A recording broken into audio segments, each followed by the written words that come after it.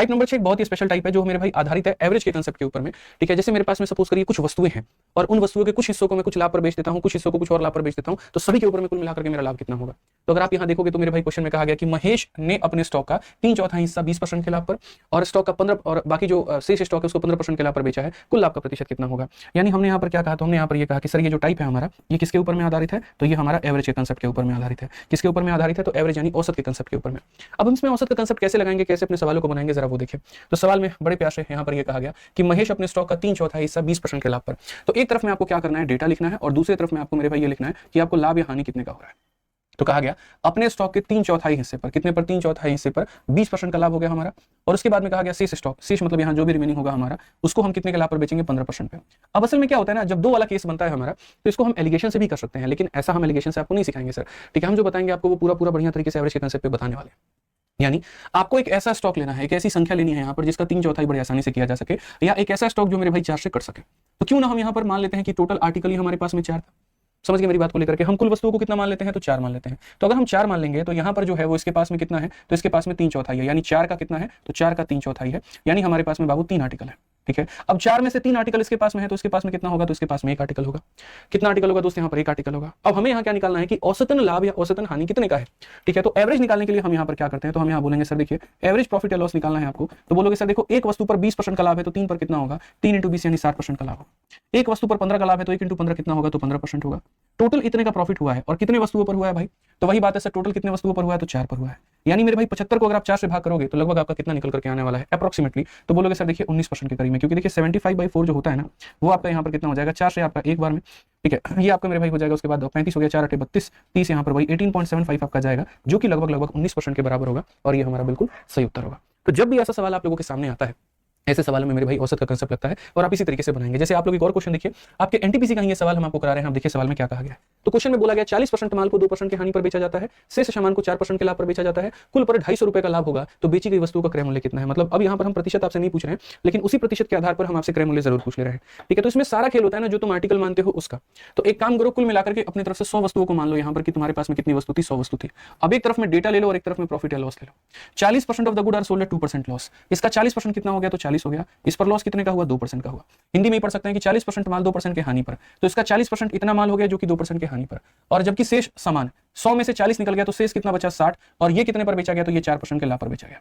हालांकि हम आपको एक छोटी सी बात और बात बता दें, अगर आप चाहते हैं कि डेटा का यहाँ पर रेशियो लेना, तो आप रेशियो ले सकते हैं, आपका सवाल उससे भी बन जाएगा और बड़ी आसानी से बन जाएगा। ठीक है, रेशियो लेंगे तो कैलकुलेशन थोड़े से सस्ते हो जाएंगे और आसान हो जाएंगे। जैसे अगर आप 20 से काटते हैं तो 2 बार में, और 20 से आप काटते हैं तो 3 बार में। तो कुल मिलाकर के जो औसतन बच्चों हमारा लाभ या हानि होता है ना, देखिए हम औसतन कैसे निकालेंगे, तो बोलेंगे एक वस्तु पर 2% का नुकसान, तो 2 वस्तुओं पर कितने का नुकसान, तो -4 का। 1 पर 4 का फायदा, तो 3 पर कितने का फायदा, 12 का फायदा। और हम इसको डिवाइड करेंगे टोटल कितने आर्टिकल में, तो टोटल 5 आर्टिकल। 12 में से 4 गया तो हम बोलेंगे सर हमको इतने % का प्रॉफिट हुआ है, 8/5 को, जिसे हम 1.6% भी कह सकते हैं कि सर हमको इतने % का जो है ये प्रॉफिट हुआ है, औसतन हमको इतने का लाभ हुआ है। अब हमारा एग्जामिनर हमें क्या दे रहा है और हमसे क्या पूछ रहा है, तो हमारा एग्जामिनर जो हमें दे रहा है वो ये कि टोटल प्रॉफिट हमें 250 रुपए का हुआ है। यानी अगर हम कहीं ना कहीं कहें तो सर ये बोलेंगे ये जो 250 रुपए है हमारा, ये क्या है, तो प्रॉफिट की वैल्यू है, मतलब 1.6 का मान है। तो यहाँ पर, और हमसे कितने % का मान पूछा गया है, तो हमसे कहा गया कॉस्ट प्राइस का, मतलब यहाँ पर कितने का मान हमें बताना है, तो 100 का मान। अगर आप यहाँ देखोगे तो ये दशमलव हटाओगे तो यहाँ पर 0 आपका और निकल करके चला आएगा, और उसके बाद बहुत ही प्यार मोहब्बत से आप इसको कैलकुलेट करोगे तो बोलोगे सर देखिए अगर हम 8 से काटते हैं तो ये 2 बार में कटेगा, और अगर हम 8 से काटते हैं सर तो ये 125 बार में कटेगा। उसके बाद में सर हम 2 से काटते हैं तो 125 बार में कटेगा, और 125 का स्क्वायर हमारा कितना होता है, तो 5 का स्क्वायर हमारा 25 हो जाता है, और 12 × 13 हमारा कितना होता है, तो 12 × 13 हमारा 156, यानी 15,625 जो होगा वो यहाँ पर सही उत्तर होगा। समझिए इस बात को लेकर के। तो इन सवालों पर हमें देखना था कि सर हमसे दिया क्या था, पूछा क्या था। इसमें बहुत बढ़िया क्वेश्चन बनता है, आप इस बात को ध्यान रखिए। कई बार सिर्फ और सिर्फ इतना ही पूछ लिया जाएगा, और कई बार इस लाभ का मान देकर के कुल क्रय मूल्य भी हमसे पूछ लिया जाता है। आइए चलिए अगला सवाल देखिए, क्वेश्चन नंबर 3, और ये एनटीपीसी का है। देखो इस वाले कंसेप्ट पे क्वेश्चन तुम लोग का बनता है तो छोड़ना मत। जैसे क्या है ना कि एक फिक्स टाइप है आपका रेलवे के पेपर में, ठीक है, मतलब मैं इतने पेपर देख चुका हूँ रेलवे के, हो गए आपके चाहे एनटीपीसी के, ग्रुप डी के, उसके बाद जेई के पेपर हो गए, क्योंकि यार देखो हम किताब लिखने का काम करते हैं। अब वहां पर क्या है कि मैं आए दिन कई सारे सवालों से जूझ रहा होता हूँ, देख रहा होता हूँ वहां पर, तो मुझे अच्छे से थोड़ा सही आइडिया लग जाता है कि पिछले 3 सालों में रेलवे ने किन तरह के सवालों के ऊपर में ज्यादा फोकस किया है। इसलिए इस पीवाईक्यू सीरीज में आप देखोगे तो सारे क्वेश्चंस को हम टाइप वाइज करवा रहे हैं, और धीरे धीरे उनके हम लेवल बढ़ा रहे हैं, ताकि मेरे मन में ये है कि जो भी बच्चा इस क्लास को देख रहा है उसका इतना फायदा मिल जाए कि उसको सारे टाइप के बारे में भी अवगत हो जाए वो, और उसके बाद में उसी तरीके से सारे लेवल का भी अवगत हो जाए। सेम तरीके से हम अपने बैचेस में पढ़ा रहे होते हैं, लेकिन बस वो थोड़ा कंटेंट बहुत ज्यादा होता है, क्योंकि 8-9 महीने का बैच होता है। अब आपके पीवाईक्यू सीरीज में मुझे सारे टाइप भी कवर कराने हैं, लेवल भी सारा देखना है, और समय भी हमारे पास में कम है। तो एक जिस तरीके से मैं अपने हिसाब से सारी चीजें एडजस्ट कर लेता हूँ, बस आपको इतना करना है कि रोज जो मैं पढ़ा रहा हूँ उसको अच्छे से रिवाइज करो। ठीक है, जो मैंने पढ़ा दिया अगर नोट्स बना सकते हो तो बहुत बढ़िया बात है, नहीं बना सकते तो वीडियो को 2x स्पीड पे बाद में रिवीजन के तौर पे जरूर इस्तेमाल कर लेना। ठीक है, बाकी पीडीएफ दे देता हूँ, उसको अपने पास में रखा करो। ठीक है, तो पीडीएफ बहुत जरूरी है, पीडीएफ से भी रिवीजन कर सकते हो। तो कई सोर्सेस हैं रिवाइज करने के यहाँ पे, आप चाहो तो पीडीएफ से रिवाइज कर लो, आप चाहो तो 2x की स्पीड पे रिवाइज कर लो, या अपने नोट्स बना करके कर लो, बट रिवीजन जरूरी है। एक सवाल देखो, एक वस्तु का एक तिहाई भाग 15% के लाभ की दर पर बेचा जाता है, एक चौथाई को 20% की दर पर बेचा जाता है और जो शेष होते हैं उसको 24% के दर पर बेचा जाता है। यदि कुल लाभ हमारा 62 रुपए अर्जित किया गया तो लागत मूल्य कितना है? सेम पीछे वाले क्वेश्चन की तरह डेटा यहां पर लेना है, एवरेज यहां पर लेना है। अगर हम देखेंगे तो बोला गया सर हमारा एक तिहाई भाग, और एक तिहाई भाग की अगर हम बात करें तो यहां पर कितना है तो 15% है। फिर उसके बाद में कहा गया एक चौथाई भाग, और एक चौथाई भाग कितना है तो 20% है। फिर कहा गया जो बाकी हमारा भाग बच जाता है उसको हम यहाँ पर 24% कर करते हैं। कभी भी अगर तुम आर्टिकल की संख्या मानोगे ना ऐसे सवाल में तो ऐसी संख्या लेनी पड़ेगी जो 3 और 4 दोनों से कट जाए, यानी 3 4 से कटने का मतलब क्या हो जाएगा तो 12 हो जाएगा। यानी वस्तुओं की जो संख्या माननी है वो कितनी माननी है तो मेरे भाई 12 माननी है। कितना मानना है तो 12 मानना है। अब यहाँ पर 12 का देखो आप यहाँ पर कितने प्यार से 12 का क्या करना है एक तिहाई, तो देखो भाई 12 का एक तिहाई हमारा कितना होता है तो बोलोगे गुरुजी 4 होता है, तो यहाँ पर कितना लिखेंगे 4 लिखेंगे। उसी तरीके से फिर यहाँ पर 12 का एक चौथाई कितना होता है तो 12 का एक चौथाई 3 होता है, तो यहाँ कितना लिखेंगे 3 लिखेंगे। 12 में से 7 निकल गया तो बचा कितना हमारे पास में 5 बचा, तो यहाँ पर हम 5 लिखेंगे। तो उम्मीद करता हूं कि अब ये बातें बहुत तरीके से आपको समझ में आ गई होंगी कि क्यों हम 12 मानते हैं और कैसे हम उसका एक तिहाई एक चौथाई ये सारा करके हम इसे बना रहे होते हैं। अगर अभी इसका रेशियो ले सकते थे तो वो भी लेते ताकि कैलकुलेशन हमारा और शॉर्ट बन जाए। अब अगर हम बात करते हैं औसतन लाभ या हानि की तरफ में कि औसतन हमको कितने का लाभ या कितने का हानि होगा, तो हम बोलेंगे सर देखो 15 × 4 हमारा 60 का प्रॉफिट यहाँ पे, 20 × 3 हमारा 60 का प्रॉफिट यहाँ पे, और 24 × 5 120 मेरे भाई यहाँ पर इतने का प्रॉफिट। कितने आर्टिकल पर होना है तो कुल मिलाकर के 12 आर्टिकल पर होना है। ठीक है, अब उसके बाद में ये 120 और 120 240 होगा, 240 को 12 से भाग करोगे तो 20% का तुम्हारा औसतन प्रॉफिट निकल करके चला आएगा। अब क्वेश्चन में यहाँ पर क्या कहा गया जरा सवाल में देखो, पढ़ो अच्छे तरीके से। तो सवाल में मेरे भाई ये बोला गया यदि कुल लाभ जो है वो 62 रुपए है तो लागत मूल्य कितना है, यानी जो 62 है वो किसकी वैल्यू है तो लाभ का मान है, मतलब कितने का मान है तो 20% का, और लागत मूल्य का मतलब कितने का मान पूछा है तो 100% का। अगर हम देखते हैं तो मेरे भाई 62 का 5 गुना कितना हो जाएगा 310 हो जाएगा। पेचीदा क्यों ना हो, मुझे यकीन है कि आप लोग सभी सवालों को बढ़िया तरीके से फोड़ोगे पेपर में, क्योंकि कंसेप्ट में आपके बहुत क्लियर कर रहा हूं डेली की डेली क्लासेस से, आपको बहुत बेनिफिट मिल रहा है मुझे पता है। ठीक है, तो बस इसी तरीके से अपने प्रैक्टिस को करते रहिए, पढ़ना यहाँ से है, रेलवे गणित से अपनी प्रैक्टिस करते रहिए। ठीक है, जितना फायदा उठा सकते हैं आप उतना फायदा उठाइए वहां से। अब जैसे ये देखिए एनटीपीसी सीबीटी मेंस का आपका ये सवाल हो गया। आप इस सवाल को देखो क्या कहा गया, अरविंद ने 15,000 रुपए में 120 मीटर कपड़ा खरीदा। देखो इतने रुपए में इतना आर्टिकल खरीद के लेके आया, उसने इसका 45% हिस्सा 40% के लाभ पर, 25% हिस्सा 10% के हानि पर, और जो बाकी कपड़ा है वो लागत मूल्य पर बेच देता है। पूरे लेन देन में उसका जो लाभ है वो कितना है, इसमें पता है क्या है, इस 120 मीटर की कहीं पर कोई उपयोग ही नहीं है, कहीं कोई आवश्यकता नहीं है। किसी को अगर लगता है कि इसका बहुत बड़ा उपयोग कर सकते हैं, आप भ्रम में है। आप मेरे भाई देखिए अभी इसका बिना उपयोग के हम कैसे सवाल बनाएंगे। तो यहाँ पर क्या होगा, हम डेटा ले लेंगे और यहाँ पर क्या होगा प्रॉफिट या लॉस ले लेंगे। अगर आप देखोगे तो कहा गया 45% हिस्सा जो है वो मेरे भाई 40% के लाभ पर बेचने की कोशिश की जा रही है। फिर उसके बाद में यहाँ पर 25% हिस्सा, अगर आप देखोगे 25% हिस्सा जो है यहाँ पर उसको 10% के हानि पर बेचा जा रहा है। लाभ हुआ है कि हानि हुआ है तो 10% का मेरे भाई हानि हुआ है। और जो शेष कपड़ा है तो शेष हमारा कपड़ा कितना होगा, 45 और 25 हमारा 70 होता है, तो कितना हो जाएगा 30% हो जाएगा। मैं फिर से रिपीट करता हूं मेरे भाई, यहाँ पर 45% को 40 के लाभ पर, 25% को 10 के नुकसान पर, और जो रिमेनिंग हो गया अगर 70% ही है तो वो कितना होगा 30%। रिमेनिंग को हम यहाँ कॉस्ट प्राइस पर दे रहे हैं, यानी यहाँ पर लागत मूल्य पर दे रहे हैं। तो अगर किसी वस्तु को आप जितने में खरीदते हो आप सामने वाले को उतने में ही बेच दो तो कोई लाभ होगा नहीं होगा, वहां पे कोई लाभ नहीं होगा, कोई हानि भी नहीं होगा, यानी ना ही लाभ है ना ही हानि है, यानी 0% का बात है यहाँ पे। ठीक है, अब सवाल में कहा गया पूरे लेन देन में उसका लाभ। पहली बात, अगर आप इसका अनुपात ले सकते हैं तो आप लीजिए, और नहीं ले सकते तो कोई दिक्कत नहीं। जैसे मुझे तो दिख रहा है 5 से 9 बार में काट सकता हूं, 5 से 5 बार में काट सकता हूं, 5 से 6 बार में काट सकता हूं। अब मेरे भाई औसतन प्रॉफिट या लॉस अगर आप देखेंगे तो आपको कितना होगा, 40 का 9 गुना, इसका मतलब लेना रेशियो मेरे भाई ऊपर वाले का लेना होता है। 40 का 9 गुना हो जाएगा हमारा 360, माइनस 10 का मेरे भाई हो जाएगा यहाँ पर 50, और ये तो खैर 0 हो जाएगा। भाग करेंगे कितने से, तो ये वाले टोटल से, जैसे 9 और 6 15, 15 और 5 मेरे भाई हो जाएगा हमारा 20। तो बेसिकली अगर हम बात करते हैं यहाँ पर तो ये हमारा हो जाएगा बाबू 310 को भाग करना होगा किसके साथ में, 20 के साथ में। तो बोलोगे सर 31/2 यानी 15.5% का हमें लाभ वाला है। तो अगर हम यहां देखें तो हम डायरेक्ट लिख सकते हैं कि हमको कितने का लाभ हुआ है, तो बोलेंगे सर हमको 15.5% का लाभ हुआ है। कितने का लाभ हुआ है, 15.5% का लाभ हुआ है। अब अगर हम क्वेश्चन में यहां पर देखते हैं तो सवाल में क्या कहा गया कि यहां पर पूरे लेन देन में उसका लाभ रुपए में बताएं कितना है। तो भैया अगर पैसे में पूछा है तो कहीं ना कहीं पैसे में तो कुछ ना कुछ तो दिया होगा, तो बोलोगे हाँ जी गुरुजी दिया है। और क्या दिया है कि इसने खरीदा है, और कितने में, तो 15,000 में।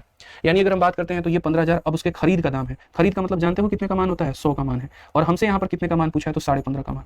हमसे कितने का मान पूछा है तो 15.5 का मान। अगर हम यहाँ देखें तो हम बोलेंगे गुरुजी देखिए 0 हटा दीजिए यहाँ से, और यहाँ पर आ जाएगा इतना। बाकी इसमें आप डिजिटल सम भी लगा सकते हैं, कोई दिक्कत नहीं है। 2 और 1 से मेरे भाई 3 खत्म। 15 का 5 गुना 75 क्या ही काम, देखो 15 का 5 गुना 75 7, 15 × 75 और मेरे भाई 7 हमारा 82, 2 8 हो गया। 15 कम 15 और 8 मेरे भाई 23, 2 3 2 5। ऑप्शन नंबर ए आ भी जाओ, बिल्कुल हमारा सही उत्तर है। समझ के बात को, तो समान मूल्य में बेचता है, खरीदता नहीं है मेरे भाई। यहाँ पर सामान्य मूल्य में क्या करता है तो बेचता है। तो अगर हम यहाँ बात करेंगे सामान्य मूल्य में बेचता है, घड़ी पर 15% का लाभ होता है और कैलकुलेटर पर 15% का हानि होता है। कुल लाभ या कुल हानि प्रतिशत कितना है। अब देखो ऐसे सवालों को बनाने के लिए हमारे पास में 2-3 तरीके हैं, समझ रहे हो। एक हम इसको रेशियो के मेथड से बना सकते हैं, और दूसरा मेरे भाई यहाँ पर जो है हमारे पास में शॉर्ट ट्रिक्स भी काफी सारे हैं, फॉर्मूले के माध्यम से भी बना सकते हैं। ठीक है, तो अगर हम यहाँ पर बात करें तो हम मेरे भाई किस तरीके से सवाल को बनाएंगे वो देखिए, काफी सारे क्वेश्चन इसके ऊपर में मैंने रखा हुआ है बहुत ही बढ़िया तरीके से, ताकि आपको पूर्ण रूप से हम काफी फायदा पहुंचा पाए। चलिए बताइए, तो अगर हम बात करते हैं यहाँ पर, जैसे मान लो अभी जो मैंने आपको टाइप पढ़ाया, देखो कुल मिलाकर के कितने टाइप होते हैं। तो पहला वाला जो टाइप होता है वो यहाँ पर होता था मेरे भाई सेम सीपी, यानी आप काफी सारी वस्तुओं को खरीदते थे लेकिन सबकी कीमत सेम थे। तो ये वाला टाइप हम आपको शुरू में पढ़ा दिए, जिसको हम एवरेज का भी कंसेप्ट का नाम दिए थे। अब जो हम आपको पढ़ाने वाले हैं वो हम आपको ऐसे पढ़ाने वाले हैं कि अब हमारा जो होगा वो होगा हमारा सेम एसपी, यानी हम 2-3 अलग अलग वस्तु खरीदेंगे और यहाँ पर जो है कहीं ना कहीं सबको सेम कीमत पर हम बेचने की बात करेंगे। ठीक है, सेम एसपी को बनाने बनाने के दो तरीके होते हैं, एक हमारा अपना रेशियो मेथड हो जाता है भाई, और एक हमारा अपना फॉर्मूला होता है, जिसका मेरे भाई हम अपने फॉर्मूला बुक में भी डिस्कशन किए हुए हैं। समझ में आ गया बात यहाँ पे। अब ये कैसे होता है और क्या होता है, देखिए जैसे मान लीजिए क्वेश्चन नंबर 5 ही है। इस सवाल में यहाँ पर कहा गया कि एक व्यक्ति जो है बेचता है वॉच को भी और कैलकुलेटर को भी, एक पर 15 का फायदा, दूसरे पर 15 का नुकसान, टोटल कितना होगा। तो अगर आप मान लो यहाँ पर रेशियो से बनाते हो और एकदम बेसिक तरीके से मेरे भाई यहाँ पर, तो आप यहाँ पर क्या कहोगे, तो आप बोलोगे गुरुजी यहाँ पर देखिए अगर हम रेशियो से बनाएंगे तो ये हमारे खरीदने की कीमत होगी और ये हमारे बेचने की कीमत होगी। पहला वाला अगर हम लेंगे यहाँ पर तो ये वॉच के लिए ले लेंगे और दूसरा वाला हम कैलकुलेटर के लिए ले लेंगे। वॉच पर उसे क्या हो रहा है, 15% का फायदा हो रहा है और कैलकुलेटर पर 15% का लॉस हो रहा है। अगर हम 15% को अपना आकलन करते हैं भैया, तो 15% की जो वैल्यू आती है वो हमारी 3/20 हो जाती है। ठीक है, यानी पहले केस में 3 रुपए का फायदा, तो खरीदा कितने में था दोस्त यहाँ पर, तो आप बोलोगे गुरुजी खरीदा 20 में था और उसके बाद में 3 का फायदा हो गया तो कितने में बेचेगा, 23 में। और दूसरे केस में क्या हो रहा है, हानि कर रहा है, तो 20 में 3 का नुकसान, तो यहाँ पर 20 में 3 का नुकसान तो कितने में मेरे भाई, 17 में बेच रहा है। अब इसमें यहाँ पर क्या ना, इसको सेम नहीं रखना है, दोनों को बराबर कीमत पे बेचा है, क्वेश्चन में ये बोला गया, यानी ये 23 और ये 17 इसको बराबर करना है। तो 23 और 17 को अगर बराबर करोगे तो कैसे करोगे, तो 23 को मेरे भाई 17 से गुना करो तो यहाँ भी तुम्हारा 17 से मेरे भाई गुना हो जाएगा, और 17 को आप 23 से गुना करो तो यहाँ पर भी आपका 23 से गुना हो जाएगा। आप समझिए, अब यहाँ पर जो एकदम निहायती बेसिक तरीका है, बट वही आदमी मैं मानता हूँ इसको, ये बहुत ज्यादा फायदेमंद नहीं होगा। अगर आप देखोगे तो ये 340 रुपए में आप यहाँ से खरीदे इस आर्टिकल को भाई यहाँ पर, और यहाँ पर आप कितने से खरीदे, तो बोलोगे 23 दूनी 46 मेरे भाई यहाँ पर, कुछ इस प्रकार से खरीदे, यानी कुल मिलाकर के आप आर्टिकल्स को कितने में खरीदे हो, तो 800 रुपए में आपने खरीदा है। ठीक है, उसके बाद में यहाँ पर देखो 17 का 3 गुना 51 का 1 5 पास में, 17 का 2 गुना 34 और मेरे भाई 5 391, और इसका डबल यानी 391 में इसे भी बेचा, 391 में इसे भी बेचा, तो 2 9 × 2 18 और यहाँ पर इतने में, यानी 800 की वस्तु को इतने बेच रहे हो तो फायदा हो रहा है कि नुकसान हो रहा है, तो बोलोगे गुरुजी नुकसान हो रहा है। कितने का नुकसान हो रहा है मेरे भाई यहाँ पर, तो बोलोगे सर हमें 18 का नुकसान हो रहा है। तो कुल मिलाकर के अगर हम देखते हैं यहाँ पर, तो हमें जो प्रॉफिट या लॉस होगा जो भी होगा वो हमारा कितने का होगा ये बताइए। तो लॉस का जो परसेंट होगा बोलेंगे सर 18 का नुकसान है, कितने के ऊपर में है, तो 800 के ऊपर में है, इंटू कितना करेंगे तो 100%। अगर हम यहाँ देखेंगे तो बोलेंगे सर देखो 18 को 8 से भाग करो, और 18 को जब 8 से भाग करेंगे 8 का 2 गुना 16 आ जाएगा, फिर 2 हो गया, फिर 8 यहाँ पर 2 गुना 16 हो जाएगा और 8 × 5 = 40 हो जाएगा मेरे भाई। 2.25 ऑप्शन नंबर सी जो होगा वो हमारा बिल्कुल सही उत्तर होगा। अब ये देखिए हमने पूरा बेसिक से समझा, यहाँ पर सारे कंसेप्ट को हमने जाना, हमने इसको बराबर भी किया, बट मैंने आपसे क्या कहा था, इसको बनाने के एक विधि नहीं होता है, कितने विधि होते हैं, 2। रेशियो मैंने आपको सिखा दिया, अब उसके बाद में हम फॉर्मुला बताएंगे। फॉर्मुला में मेरे भाई यहाँ पर क्या होता है, फॉर्मुला समझिए यहाँ पर। ठीक है, अब मेरे भाई फॉर्मुला में क्या होता है कि जब आप यहाँ पर सेम सीपी सेम एसपी का कंसेप्ट हो जाता है। देखो तो सेम एसपी में यहाँ पर फॉर्मुला क्या होता है कि जैसे मानो हमने दो आर्टिकल्स को बेचा, एक पर हमको x% का प्रॉफिट या लॉस हुआ और दूसरे पर मेरे भाई हमको y% का प्रॉफिट या लॉस हुआ, तो ओवरऑल अगर हमें यहाँ पर निकालना है तो ओवरऑल निकालने के लिए हम यहाँ पर करेंगे 100 × x + y। ठीक है, तब मेरे भाई हो जाएगा यहाँ पर +2xy और डिवाइडेड बाई कितना हो जाएगा 200 × x + y। यहाँ पे 200 × x + y यहाँ पर ये हमारा मेरे भाई फॉर्मुला हो जाता है। अगर आपको लाभ कमाना है तो आप यहाँ पर x को प्लस में रखिए और अगर आपको हानि होता है तो आप y को नेगेटिव में रखिए। जनरल मेरे भाई एक मैंने आपको फॉर्मुला दे दिया है। ठीक है, इसी फॉर्मुले में एक स्पेशल कंसेप्ट आपका निकल करके चला आता है और तब चला आता है जब मान लीजिए आपका ये लाभ और जो हानि है यहाँ पर। ठीक है, अगर हम बात करते हैं यहाँ पर ये जो लाभ और हानि है हमारा, सपोज करिए अगर हमारा प्रॉफिट और लॉस अगर बराबर हो जाए, यानी जितना % x का वैल्यू है उतना ही % y का हो जाए, तो ये +x और -x खत्म हो जाएगा, ये मेरे भाई -2x² यहाँ भी खत्म हो जाएगा, फिर 2 से 2 खत्म हो जाएगा। तो फाइनली मेरा कहने का मतलब है कि जब यहाँ पर एक स्पेशल कंडीशन नोट कर लो कि जब तुम्हारा लाभ का प्रतिशत तुम्हारे हानि के प्रतिशत बराबर हो जाएगा।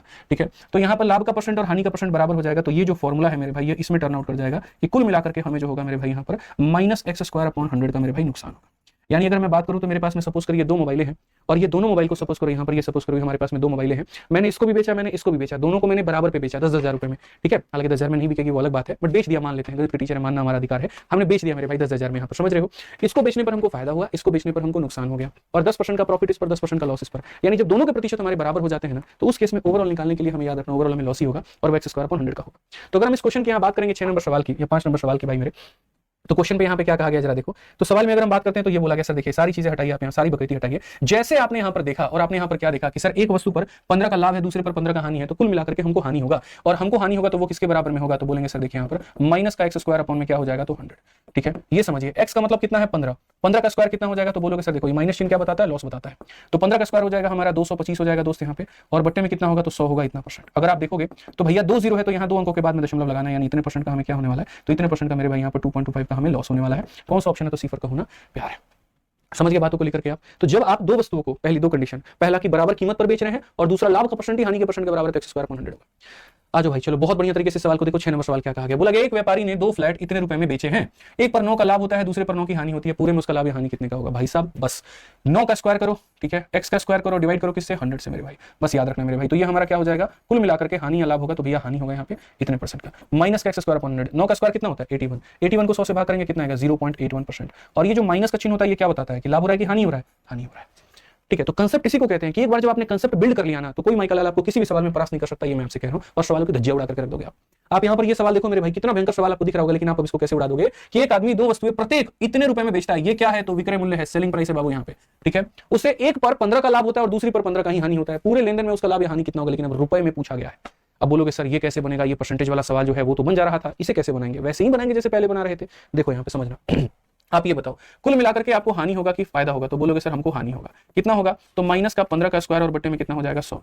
अब बोलोगे 225 को 100 से भाग करेंगे तो बोलेंगे सर हमको इतने का क्या हो रहा है? तो हानि हो रहा है। ठीक है, आप एक बात बताओ, अगर हम 100% के सामान को 10% के हानि पर बेचते थे तो सर हम कितने बेचते थे? चलिए आप बताइए। 100% के सामान को 10 के हानि पर बेचते तो कितने बेचेंगे? 90। 100 के सामान को आप बताओ मुझे 20 के हानि पर बेचेंगे तो कितने बेचेंगे? 80। 100 के सामान को 30 के हानि पर बेचेंगे तो कितने बेचेंगे? 70। यानी दिमाग में खोपड़ी में इतनी बात जा रही है कि जितना हानि हो रहा है उतना कम करना पड़ता है। तो वैसे ही 100% का सामान था और इतने का नुकसान था, 100 का सामान था और इतने का नुकसान था। ओवरऑल की बात कर रहा हूं, कुल मिलाकर के बात कर रहा हूं, दोनों वस्तुओं के ऊपर मैं बात कर रहा हूं। तो एक वस्तु 20,000 में बेची थी, अगली भी 20,000 में बेची थी, तो टोटल सेलिंग प्राइस कितना था? तो टोटल सेलिंग प्राइस 40,000 का था। टोटल कितने का था? तो 40,000 का रुपया था मेरे भाई यहाँ पर।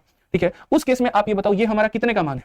विक्रय मूल्य का मान है, सेलिंग प्राइस का। तो मैंने कहा ना 100 में 10 का नुकसान तो 90, 100 में 20 का नुकसान तो 80, 100 में 30 का नुकसान तो 70, तो 100 में इतने का नुकसान, 100 में इतने का नुकसान, तो मेरे भाई हो जाएगा 100 में से आप इसको माइनस करोगे तो 97.25 जुड़ करके 98 बना देगा और दो हमारा 100। यानी ये जो है ये हमारा सेलिंग प्राइस है जो कि अपने आप में इतने % के बराबर है। ठीक है, अगर मुझे क्रय मूल्य निकालना है तो मैं इसे किससे गुना करूंगा? तो मैं इसे 100 से गुना करूंगा। बट खबरदार मुझे क्रय मूल्य नहीं निकालना। आप इस सवाल में देखो क्या कहा गया, उसका कुल लाभ या हानि कितना होगा, यानी मुझे हमारी कितने का वैल्यू निकालना है, तो मुझे मेरे भाई यहाँ पर 2.25 का मान निकालना, मुझे इसका मान निकालना है।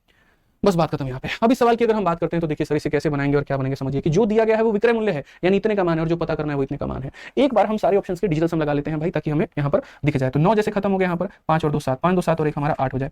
9 खत्म, बहुत आसानी से बन जाएगा अगर आप डिजिटल सम का प्रयोग करते हैं तो। ये हो गया। अब यहाँ पर डिजिटल सम आप लगाइए, देखिए अपने ऑप्शंस में, मतलब यहाँ पर डिजिटल सम लगाइए तो बोलेंगे सर यहाँ कितना हो गया? तो 4 हो गया। उसके बाद में यहाँ पर देखो आप डिजिटल सम बस एक कंडीशन में नहीं लगा सकते हो, जब नीचे 3 6 या 9 बने। ठीक है, तो काटना पड़ता है। अब जैसे यहाँ देखो तो 9 खत्म हो गया, 7 मतलब 7 5 12 12 7 19।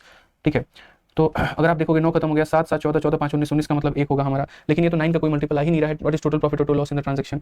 ठीक है, तो हमें मेरे भाई यहाँ पर पता है क्या करना होगा, हमें यहाँ पर जो है पूरा सॉल्व ही करना पड़ेगा। क्या पता मेरे भाई वो अप्रोक्सीमेट आंसर दिया गया हो, ये भी हो सकता है, इसलिए हम इसमें डिजिटल सम नहीं लगा सकते। तो एक बार हम लोग खुद से कैलकुलेट कर लेते हैं और देख लेते हैं कि सर दो वस्तुओं को इतने में यहाँ पर प्रत्येक को इतने बेचता है, ये हो गया हमारा। उसके बाद 100% में से अगर हम 2.25 हटा देते हैं तो 97.25 हो गया। कुल लाभ या हानि की बात है, चलिए हटाइए, कोई बात नहीं, हम लोग मेरे भाई पहले हम सॉल्व करते हैं।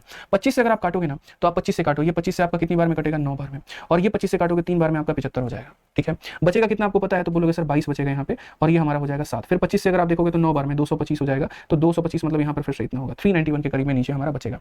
क्या हम इसे और काट सकते हैं 391 को? तो बोलोगे नहीं सर नहीं काट सकते हैं। तो यहाँ पर आपको थोड़ा सा कैलकुलेट करना होगा। 9 चौके 36 हो गया भैया हमारा, 2 0 यहाँ पे और 4 0 यहाँ पे, 1 2 3 4 5 6, और बट्टे में कितना हो जाएगा? तो बट्टे में हमारा 391 हो जाएगा।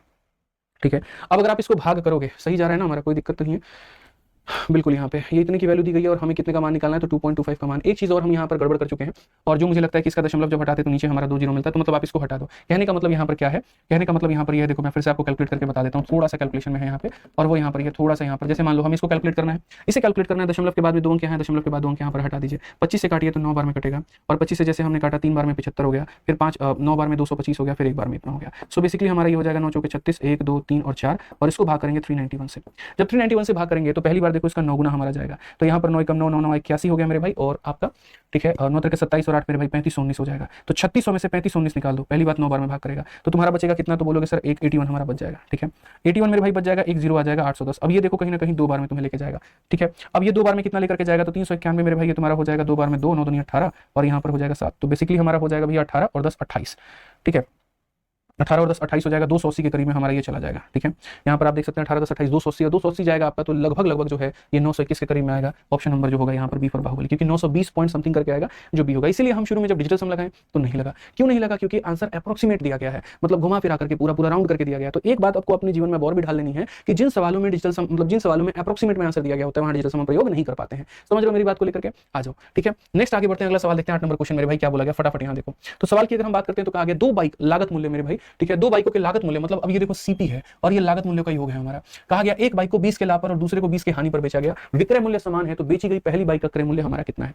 इसको हम लोग और शॉर्ट में बना सकते हैं। आप ये देखिए एक बाइक हमारे कितने की है, तो बोलेंगे सर मतलब एक ये बाइक है और एक ये बाइक है, पहले को लाभ पर बेचा जाता है, दूसरे को नुकसान पर बेचा जाता है, और दोनों बराबर में बिकते हैं। तो मान लेते हैं ये जो एक्स है ना, पहले के खरीदने का दाम है। क्या है मेरे भाई? पहले के खरीदने का दाम है, और सीपी अपने आप में कितना होता है? तो 100% होता है। कितना होता है? तो 100% होता है। पहले को 20 के फायदे में बेचा गया, तो सेलिंग प्राइस निकालने के लिए किससे गुना करेंगे? 120 से। वाई जो है वो दूसरे के खरीदने का दाम है, सीपी है, और ये अपने आप में कितना है? 100 का मान है। अगर मैं इसे यहाँ पर 20 के नुकसान में बेचूंगा तो मैं इसे 80 में बेचूंगा, यानी पहले का 120% दूसरे के 80% के बराबर है। हम इस सवाल में ऐसा भी कह सकते हैं।